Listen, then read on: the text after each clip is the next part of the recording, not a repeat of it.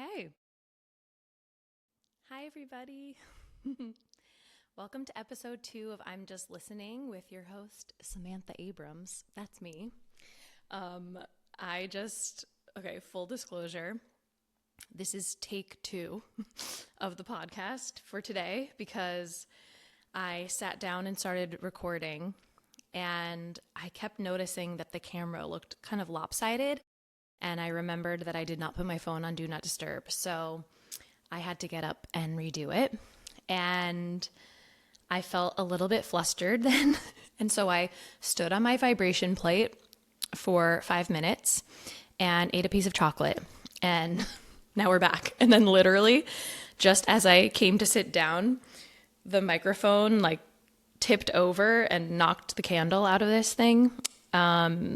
So yeah, funny start, but we're recovering. We're recovering big time. I have some new things on my table today, which I'm just going to tell you about because I know you might just be listening. You're just listening. One is I have this amazing red rose beeswax candle, which is probably my favorite candle, period. It's made by Sunbeam Candles, which is based in Ithaca, New York, which is the small city in central New York that I lived in for 18 years, if you count college. And I love beeswax candles. I only like 100% beeswax candles. I don't like fragrances. I feel like I'm going to say that in some way every single episode. Your girl is sensitive to smells, and fragrances are, and sometimes even when it's too many essential oils, it can be way too much. Anyway, so this red rose candle, they make a mini size and a big one. I've been buying them for years, and as it's sort of like, if you look top down, it's like the top of a rose, and as it burns, it's almost like it's opening. I absolutely love it, so I'm thrilled to have one in my new home here. And then I also have this piece of citrine that I recently got at a crystal shop here in Austin. I've always been super drawn to citrine. It's just like one of those crystals that has just, I don't know. And so anyway, I've had this one other slab of citrine for probably like 7 years. And then just recently, I got this gold collar necklace that has a piece of citrine in it. The designer is Juju Vera, and I say that because I'm wearing a pair of her earrings right now too. They're like chunky gold ones. And anyway, I was thrilled to go to this crystal shop in Austin, and I got to talk to the manager there, and she was talking about how the owner goes on all these trips and learns about the suppliers and their mining practices and all this stuff. And it just made me really happy to support this shop in Austin. And so I got 4 kind of bigger chunks of crystals. 2 of them are citrine, one is tourmaline, black tourmaline, and then the other one is apophyllite, which I didn't know much about. I love crystals. I find them, they're like enhancements, all this stuff. Can I say that, you buy a crystal and like your entire life changes? No. But God, rocks, earth stuff is cool, guys. And so having like bits of earth in my house that are really pretty, I've always really loved. So very excited to have these new things to adorn my home. I love making spaces pretty. I haven't done too much. I'm really taking my time here. It's also like, it's just a quiet time. I'm recording this episode on Christmas Day. I decided to stay here and just be solo today. I honestly love not doing anything on holidays. I love it. The whole world just feels quiet, and then I get to be in my little cocoon. I also love ritual and celebration and people, but there's something about this season and one being winter and just feeling super slow and inward. And I've just been trying to be with that, instead of like rushing to decorate my house too fast. And then, yeah, Christmas, it feels good to do something that's like kind of counter to what other people are doing. I feel like culturally we put so much pressure on the holidays. I think especially like we put pressure on the holidays to like we want to feel this type of connection that maybe doesn't always happen, right? Because there's just so much with the planning and the gifting and the traveling and being around lots of people. And really, like, I feel like what we all crave from, family gatherings of all kinds is connection. And not everyone knows how to do that. A lot of the work that I have done in my life so far has been around conscious relating, right? Which is just like, how do we relate to each other in a way that's really like nourishing and supportive and that feels really good. And that's with friendships, with family, obviously with romantic partners or people that you're dating. And so it's interesting, like there really is, there is something to it, right? There's something in learning how to relate to each other in a way that creates more connection. And I've said this before, but actually I have not said this on this podcast because this podcast is brand new. But I often think about like the things that we learn in school. We learn math and science and social studies and whatever. It's like we don't learn the most basic things that actually like make being a human really helpful, or that make being a human better. And one is like relating, right? Like conscious communication, right? Being able to be more emotionally literate, right? Being able to communicate what's going on, being able to listen to someone without having to fix it, right? Or being right. Yeah. Or even like the type of sex education that we get, it's like it misses the mark so hard. And how especially women don't really learn how our bodies work ever. And we're just kind of like flung out here and having really painful periods and intense hormone reactions. And like, we just think that that's how it is. And we're kind of quietly suffering. And then when it comes time to having sex with people, it's like, there's so much. I mean, financial literacy is something else I've thought about. I have a list somewhere on my phone of all the things that I really think that we should learn in school. And yeah, relating and connection. I just feel like we put a lot of pressure on holiday visits to like be this thing. And oftentimes I think we're left wanting more, because maybe we didn't fulfill that craving for connection, because we don't know how. And I say we as like the culture. But that's not why I'm solo on Christmas today. I've only been in this house it's been less than 3 weeks. And the idea of traveling anywhere just did not feel right to me. And as I said, it's just quiet. It's quiet and it feels good. And it's winter and we're supposed to be slow and cozy. And, I imagine that there might be another season in my life where, like these Christmas holidays or Hanukkah are maybe busier, but I can only hope that there's like a element of mellowness to them because, nature is mellow right now. And there's something really beautiful that happens when we can kind of follow that. Let's see. What else did I want to share before we get into things? I'm also drinking a large glass of Shilajit water. I've been super into minerals for the last, I don't know, half a year or so. I mentioned in the other episode that I've kind of been healing from some health related stuff, and minerals have been an important part of that process. I've kind of learned that most of us are under mineralized. And that's because our drinking water is, so heavily filtered that most of the mineral content of the water that we drink has been taken out.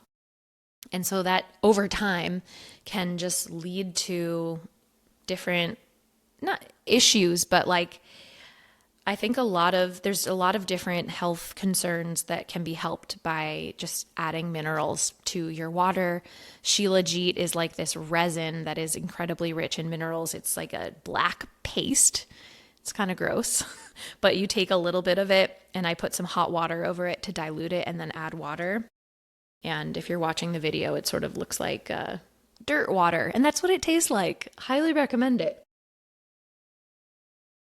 I actually like the taste, and I don't know, if you're into like dirt tasting things, you should definitely try Shilajit. Yeah. So today I want to talk about friendships as relationships and also making new friends as an adult, because that's something that I have a lot of experience with, since I mentioned in the last episode that I kind of like left a life, right? And stepped into a new one and didn't really have a lot of people on the other side. And it's been really cool to see the people that have come in, you know? And, when we talk about relationships in general, we so easily jump to romantic relationships, right? And so people are often maybe looking at their communication and like how they're showing up in romantic relationships. But actually, there's so much that we can learn and heal like inside of our friendships. I know that when I kind of started going a little bit deeper with myself and my own self-discovery journey, if you will, I always joke at how often we say the word journey when we're talking about like healing and growth. So I'm here for the journey. We're all on a journey. So as I was kind of, going down that path, I started realizing how many friendships in my life felt so surface level. And I don't think I noticed it for so long, maybe because I really hadn't explored my own depths. And as I started exploring more of my depths, I started craving more depth in my relationships, all of them, like friendship, family, and romantic. And it was kind of hard, to like look around and realize how many relationships, one, felt surface level, like I said, but also how many friendships wouldn't exist if I wasn't putting in the effort. And I know because like as I was kind of exploring this stuff, it was during the pandemic. It's like, it was kind of sad, to see like who are the people that were reaching out to me, right? If we weren't like out in group spaces. Yeah, it was sad, one, to acknowledge that, but then also when I started realizing I didn't feel the same kind of resonance that I did with certain people, I kind of like gaslit myself a little bit at first. I kind of like was like you just think that you're better than them, or like, I don't know, like you need to maybe bend or mold yourself to be able to maintain these friendships, because the idea of letting go of friendships felt really sad and hard. And so, I remember just kind of going through this internal process of kind of realizing who my people were at that time, and also like feeling this yearning for more people who I shared just more resonance with, and it was really hard because, again, I was sort of like blaming myself and just making myself wrong about it. And then when I finally decided to leave, of course I had a few like really close friends who I knew I would stay in touch with. But here's the thing with friendships. I think as we grow, and honestly, it doesn't matter if you're on like a quote unquote personal growth journey, we grow, we change. And I think that I think that a lot of people maybe keep themselves from growing, right? Because that feels scary and because what's known feels safe. But if you're someone who just is open to growth and change, you will. And as we grow as humans in our age or whatever, we just have different values and we crave different things. And so, like, as we grow as humans, our friends shift and the shape of our relationships change, right? And it's like, I think of, there are people in my life who, like, I was really close with in college and who I will love forever. And it was kind of hard when I realized that I was kind of going in one direction and not everyone was coming with me. But to me, that doesn't mean that they're not my friends. It just means that the shape of our connection has changed. And I think that's something that should be talked about more, because I'm like, I'm open for connection always. And I know that, like, as I am on my own path and I'm continuously changing, that people are going to come into my life that are new, and people who've been in my life, some will kind of stick around and some maybe I'll start talking to like every other month or like a few times a year, right? Instead of like constant communication. I have really enjoyed, now that I'm, talking about this, I've really enjoyed watching my friends shift. At first, I will say there was a lot of grief because I was like, oh, this person doesn't like who I'm becoming, and so they're not in touch with me as much. When really it's just like, this is what happens. Our friends shift. And who's to say that in the future I might not be I might not be close with someone who I'm not as close with now. Does that make sense?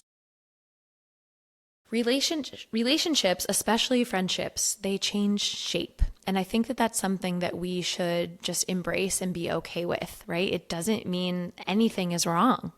It just means that we are growing and changing. And so if you're someone who is maybe spending time with your friends and feeling less resonance with them, it just means that you're growing. And honestly, that's something to celebrate. It doesn't mean there's anything wrong with your friends. It doesn't mean that there's anything wrong with you. And if you can allow yourself to be open to new connections, it's so beautiful to see who does come into your life. And so on making friends, as I said, I left this old life where I had like a beautiful group of friends and it felt super safe.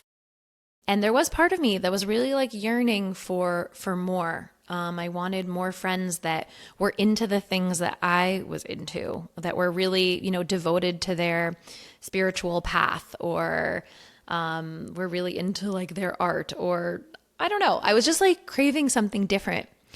And so if you're someone who's like wanting to make new friends as an adult, my biggest tip is to do the things that you really love.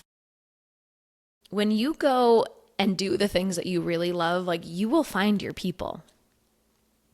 And I will say that the more that you know who you are and the more grounded you are in who you are, does that make sense?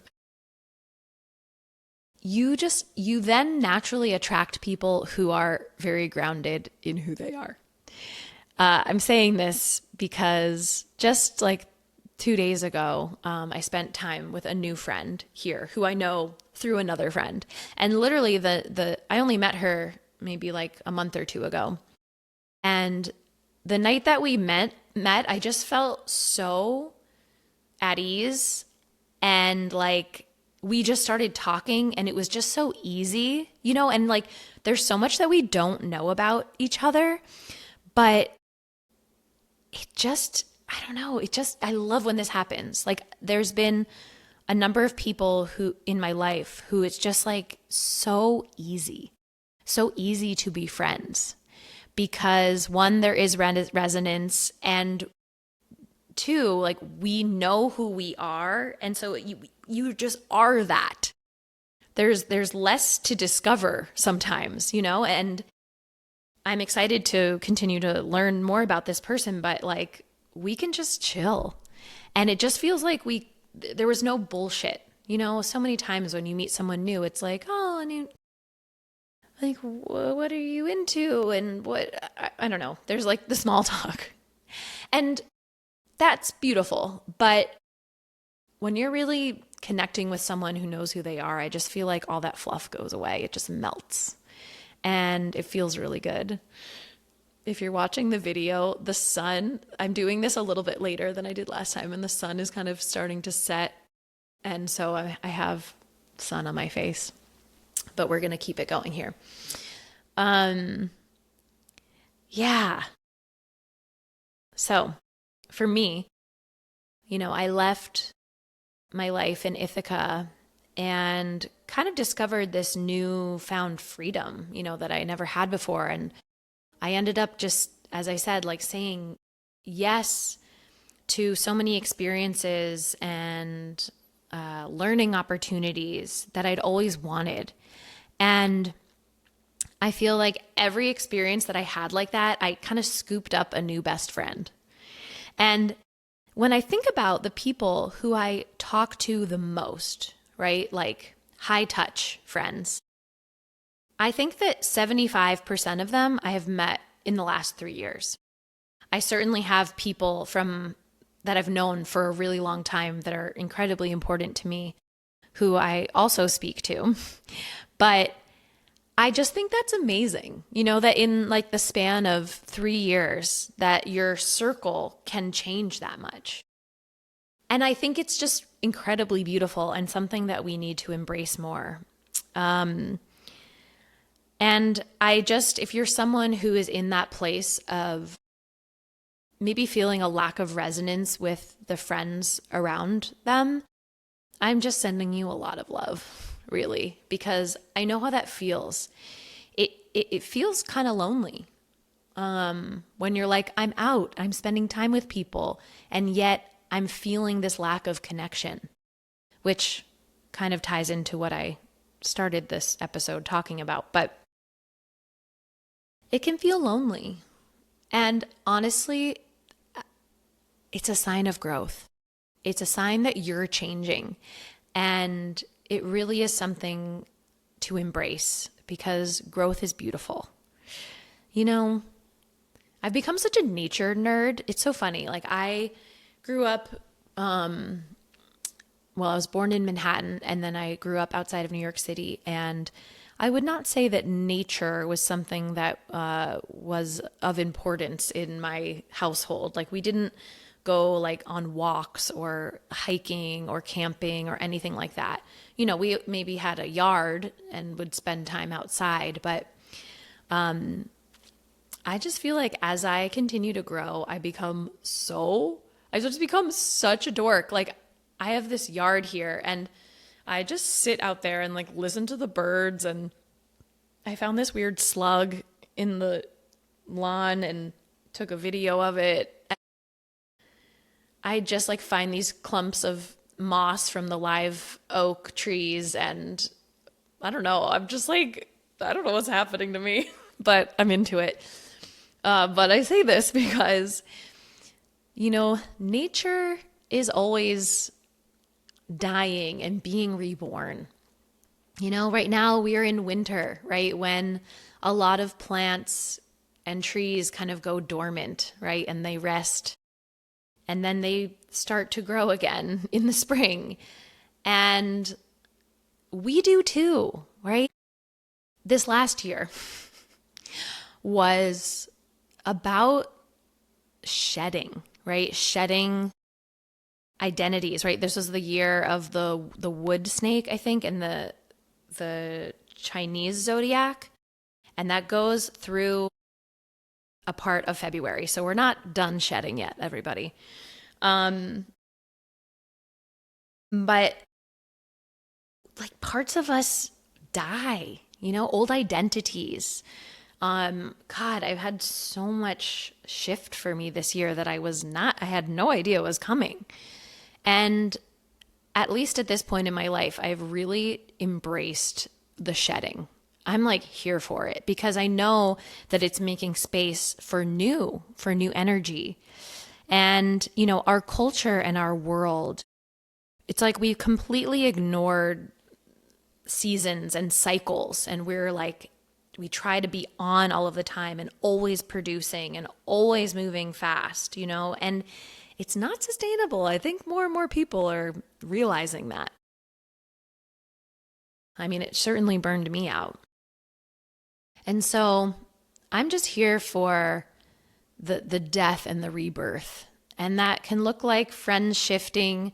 It can look like old identities going away. It can look like moving. It could look like breakups. And yeah, let's like rest and die a little bit this winter, you know? That's definitely something that I like to think about towards the end of the calendar year. You know, I think New Year's resolutions are beautiful. I think it's beautiful to look back at a calendar year and just see what happened, right? These are markers of time.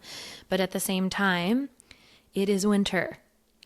And gosh, I know for me, I used to like want to start January 1 with this like bang and like go to the gym and like have my resolutions and like go hard. But it's actually not the time for that. It is more of a time of rest and shedding and preparing for spring. And so for me, I like to think of, you know, even like clearing out my house, getting rid of things that I don't need anymore.